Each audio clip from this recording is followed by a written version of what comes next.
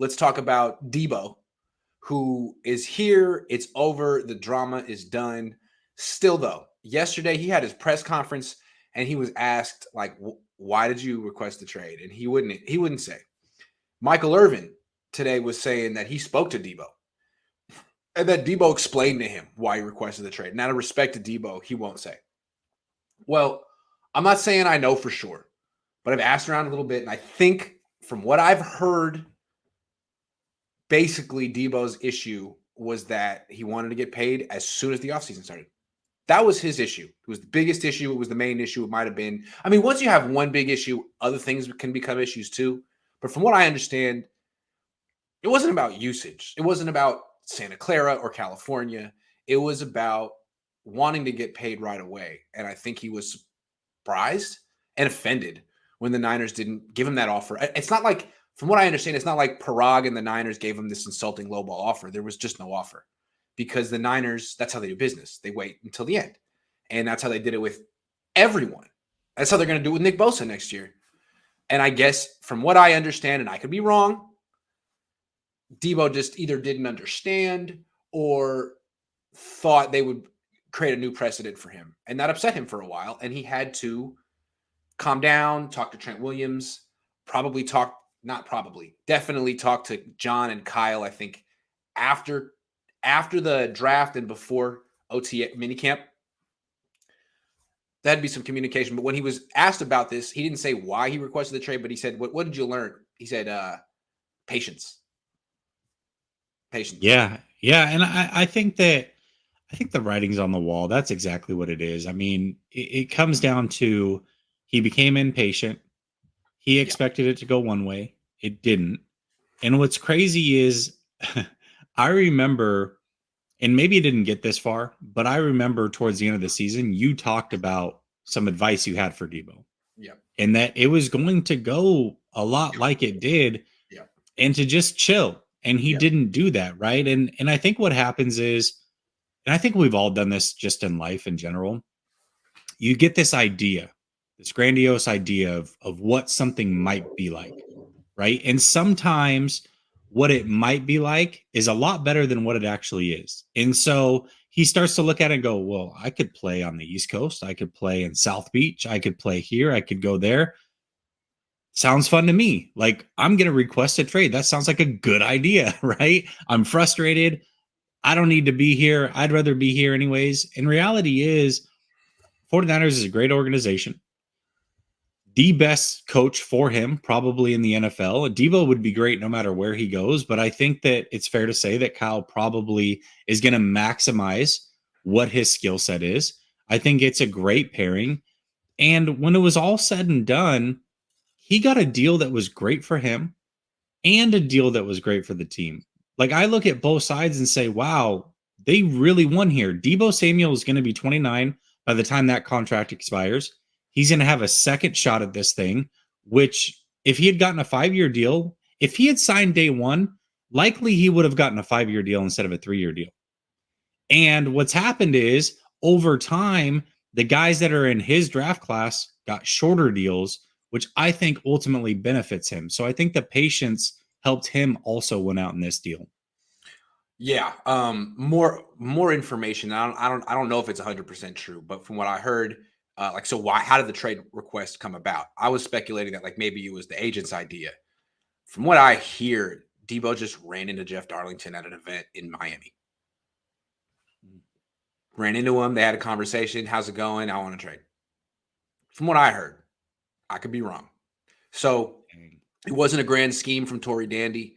It just seemed like probably a misstep. Did it cost him? Probably not. He ended up getting the same exact deal as DK Metcalf. It just, did it cost him money? No. But it was public. And I think it probably changes the way a lot of people look at him. Now, he could change. He's 25, 26. He could change. He could grow up, whatever. But it's probably a bad look. It's a bad look. It made him look, I don't know, immature. A little bit. I think so. I was thinking there was some legit gripe. Like, did John Lynch say something to you? Did Kyle say something to you? Oh, you just wanted your money immediately. Okay. Well, I get it. But at the same time, like, I mean, come on. And I don't think it's out of line to say he looks a little immature here, because Trent Williams alluded to that. Like, Trent Williams Yeah. basically said, "Hey, he's showing maturity by being here." Also, He now put it in a knowing that positive way. Right. knowing that he was with Deebo a lot of the offseason, sounds like he thought he was being a little immature about the situation. And I also think it's okay to be immature about a situation that you've never run across in your entire life. And this is life changing money. It really is. It can be, if dealt with the proper way, generational wealth. And that's important to him. And the 49ers, I love, at the end of the day, it was frustrating. I felt like they should have gotten the deal done early as well. But I think, again, they made a deal that was good for both sides. And it's over now. Like, it's fine. But also, one thing they got out of by waiting, they made sure that Deebo came in shape. And that has been a thing in the past where Deebo hasn't necessarily been in the best of shape. I think they made sure that he came in shape. I know we're going to talk about that also here shortly. Yeah, you threw me off with that one because that's up for debate. But yeah, hold on. I didn't even have the why Deebo Samuel requested a trade.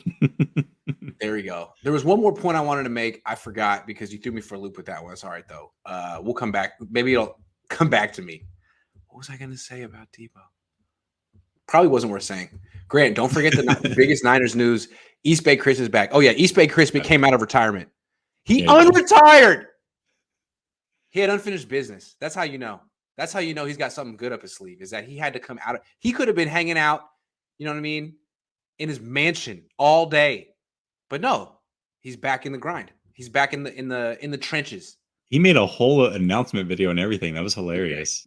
See, Turley says, Grant, how do we become members? I don't see anything on your channel, and I'm subscribed. Also, would be a mod anytime. How do you do it? Because I don't even know.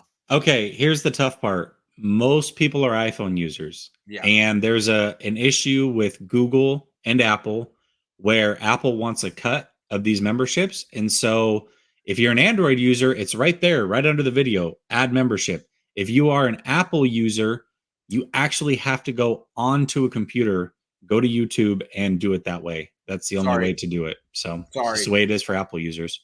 I had no idea. If Jimmy injures his arm throwing the football on the sideline, would the Niners still have to pay him the $7.5 million? Says 2 for the money. Yeah. If he's still on the team and he can't pass a physical when they go to release him, sure do. Yeah. And so why is he here? He was here again today. Lacurious says, remember when Fred Warner waited as long as possible to try to be the highest paid linebacker in the league? Pepper's Farm remembers. But he didn't, right? Darius Leonard waited longer. He did. He outweighted him. Yeah. Yeah. I mean, this is what happens. And truth be told, I mean, this is what happened in the Deebo situation, right? I mean, he was the last one and he made the most money. I remember what I wanted to say about Deebo. Okay, so what I want to say, like, in his defense, like, because what I was kind of alluding to is that, a lot of players have faced this crisis moment, and not crisis, but this pressure, and handled it a lot better than Deebo did. I mean, he really handled it worse than anyone in a while. But I don't know where he's from. I don't know what family he's from. Not all players are from the same kind of background. And what I mean from that is some players get a lot of pressure from the family and extended family, like, hey, man, I've been with you since day one. Are you going to put me on or what? And it's like some people don't have that. Some people have a lot of that. And I have no idea what Deebo's facing, but maybe there's some of that, like a whole lot of people with their hand out back where he's from. So maybe that's a different kind of pressure that I can't relate to. I don't know. We'll see. Yeah, absolutely. I mean, there's so many factors. For him anymore. He's good. No, it really isn't. But there's the human element. And like I said, I mean, there's things that I do every day that I'm like, I probably would handle that different if I was given a second opportunity. I get it. Like, this is the first time he's faced this. I guarantee when he's a free agent and he's 29, if he's still as good as he is, and I fully expect him to be, he's going to handle this situation very, very differently. Yo, Wardell, thanks for becoming a member. All members get a 10% off promo code on the 49ersqcmerch.com. Email me at grantcohn@gmail.com or DM me, and I'll let you know how to do that. Okay, thank you very much.